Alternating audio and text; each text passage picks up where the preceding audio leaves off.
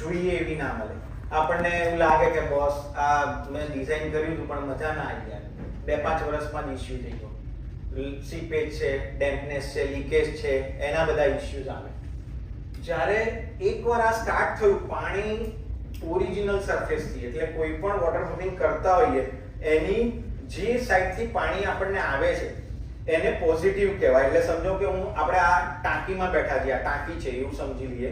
તો ટાંકીમાં પાણી અંદર છે, આ આખો હોલ છે, ટેન્ક છે, ઓવરહેડ ટેન્ક છે કે અંડરગ્રાઉન્ડ ટેન્ક છે, નો ઇશ્યુ. તો અહીંયા પાણી આમાં ભરાય છે, તો અહીંયાથી પાણી બહાર જાય એટલે આ ચારે દિવાલ, બે આ લાંબી વર્ટિકલ એટલે અને હોરિઝોન્ટલ એવું પકડતા હોઈએ તો આ એની પોઝિટિવ સાઈડ કહેવાય. કારણ કે પાણી અહીંયાથી બહાર જઈને પેલી સાઈડ જવાનું છે.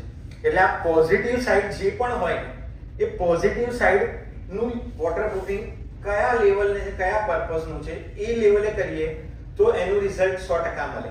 ટેકનોલોજી અત્યારે એટલી બધી છે કે જેની કોઈ લિમિટ નથી.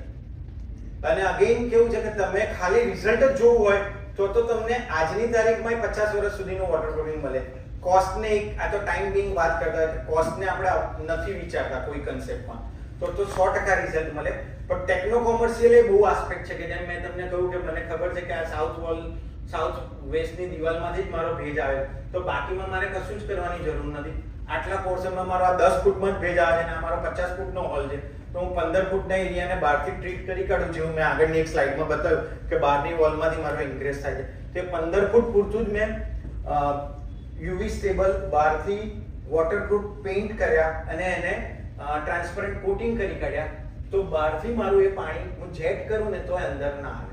એટલે એક્સપર્ટના લેવલે, પરફેક્શનના લેવલે 100% ટેકનો કોમર્શિયલે સરસ 0-0 કરીને કામ કરી શકાય છે. ટેરેસમાં જ્યારે ક્રેક થાય ત્યારે આપણને ખબર છે કે ભાઈ ક્યાં સ્લોપ નથી આપ્યો તો સીપેજ થાય, પેલું વોટર એક્યુમ્યુલેશન થાય અને નીચે તમે ત્યારે સીલિંગમાંથી પોપડા પડે, કારણ કે કોન્ક્રીટનું કવર છૂટું પડી જાય, પ્લાસ્ટર છૂટું પડી જાય. એકચ્યુઅલી વોટરપ્રૂફિંગ આપણે જ્યારે પણ આવું કંઈ કરતા ના હોઈએ ને તો મેન્ટલી, ફિઝિકલી આપણા બહુ જ ઇશ્યુ થાય. ઊનો એક સર્વે એવું કહે છે કે એપ્રોક્સ 50 ડિસીઝ થાય છે. ઇન ડેપ્થમાં તમે કહેતા હશો તો આ રિપોર્ટમાં આપી શકું છું કે 50 જાતના ટોટલ ડિસીઝ આ લીકેજના હિસાબે થાય છે. હવે વોટરપ્રૂફિંગના ટાઈપ્સ કયા હોય તો બહુ પહેલા આપણે સાંભળતા હતા ડામર, કોલ્ટાર બેઝ વોટરપ્રૂફિંગ 25, 30, 40 વર્ષ પહેલા થતું હતું. બહુ પહેલા આપણને એવું ખબર હશે કે ઇન્ડિયા વોટરપ્રૂફિંગ જે જૂનું ક્યારનું ચાલે છે અત્યારે right now it is still it is બહુ બધી જગ્યાએ આજની તારીખમાં થાય છે કે જ્યાં પરફેક્ટલી સ્લોપ મેન્ટેન કરવો છે તમારે, તો રૂટીનમાં એ આજની તારીખમાં થાય છે. આ કોલ્ટાર વોટરપ્રૂફિંગ એટલે ડામર વાળું બિટુમિનસ. પછી વોટરપ્રૂફિંગ સીટની જે એપીપી મેમ્બ્રેન એટલે 2 mm 3 mm જે બિટુમિનસ અને ફાઈબર નેટના કોમ્બિનેશનમાં કંપની ઇનલે કરીને મશીનથી બનાવે. જેવી જરૂરિયાત હોય એ પ્રમાણે 2, 3 mm 4 mm સિમ્પલ જોઈન્ટ્સ હોય, સીટ હોય, અલગ અલગ કંપનીની અલગ અલગ રીતની આવે, 1 મીટર બાય 10 મીટર 20 મીટરના રોલ. પણ આ બધા વોટરપ્રૂફિંગના બધાના જેમ એવરી કોઈન હેઝ 2 સાઇડ, એક પ્લસ પોઈન્ટ હોય, માઇનસ પોઈન્ટ હોય. પ્લસ પોઈન્ટ એ કે એના પોતાના સેક્શનમાંથી પાણી લીક ના થાય, પણ એના જોઈન્ટ્સ બહુ ક્રિટિકલ હોય.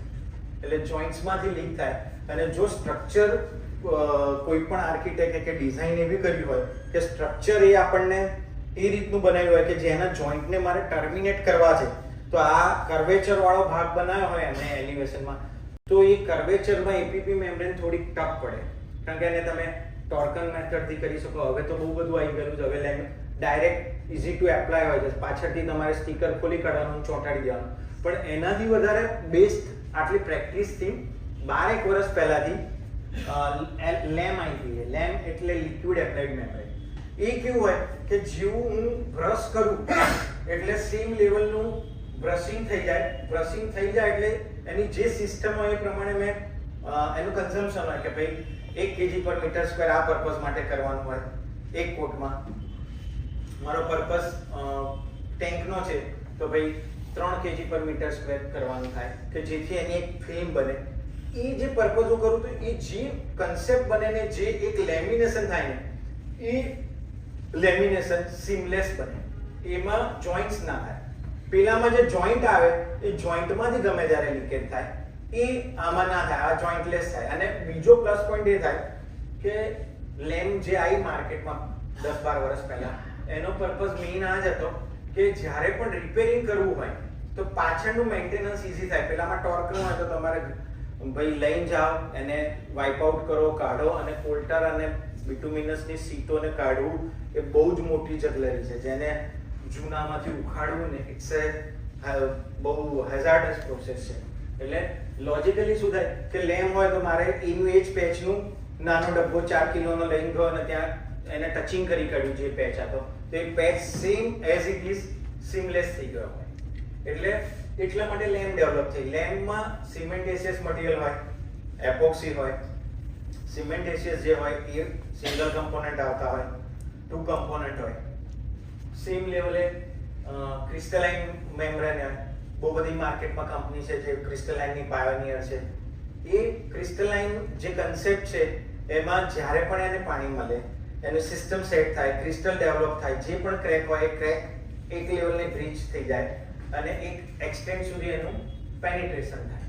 એટલે એ સરફેસની બહારથી પાણી આવવાની જે પરમેબિલિટી હોય એને ઓછી કરતી જાય. સેમ લેવલે અત્યારની ટેકનોલોજી પ્રમાણે પીયુ ચાલે છે.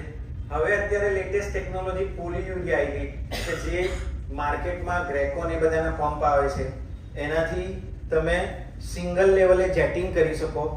200-210 કિલોના ડ્રમ આવે, 2 ડ્રમને સેટ થાય.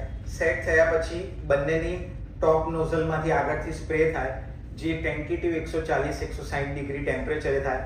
અને જેવું કોટિંગ કર્યું એ કોટિંગ કર્યા પછી હું અહીંયાથી આમ કોટિંગ કરું છું તો એક્ઝેક્ટલી 25 સેકન્ડ પછી એ કોટિંગ ડ્રાય થઈ જાય. અહીંયાથી પાછું આવું એટલે કોટિંગ મારું ડ્રાય થઈ ગયું હોય અને ટેન્ટેટિવ 1,500 સ્ક્વેર મીટરનું કામ, એટલે 15,000 ફૂટ જેવું કામ એ તમે સિંગલ ડેમાં કરી શકો. એને એરક્યોર માટે 7 દિવસ જોઈએ અને ફૂલ એરક્યોર કરવું હોય મારે એનું, જેમ કોન્ક્રીટના 28 દિવસ એની સ્ટ્રેન્થ આવે, પછી 7 દિવસ આટલી સ્ટ્રેન્થ આવે, એવી રીતે એરક્યોર માટે 7 દિવસ જોઈએ. એટલે અત્યારનો જે કન્સેપ્ટ છે અને જે રીતે લેબર્સના ઇશ્યુ છે અને સ્પીડનો જે કન્સર્ન છે, એના થોટ પ્રોસેસમાં પોલીયુરિયા એ અત્યારનો એક બૂમિંગ કન્સેપ્ટ છે કે જેથી ફાસ્ટ ટ્રેકમાં આને મારે વોટરપ્રૂફિંગ કરીને નીકળવું છે તો મારે એક જ દિવસ જોઈએ, 3-4 કલાક જ જોઈએ, ખાલી સિસ્ટમ સેટ કરવાની હોય. એટલે આ નવો કન્સેપ્ટ અત્યારે સૌથી હાઈએસ્ટ બૂમિંગ છે.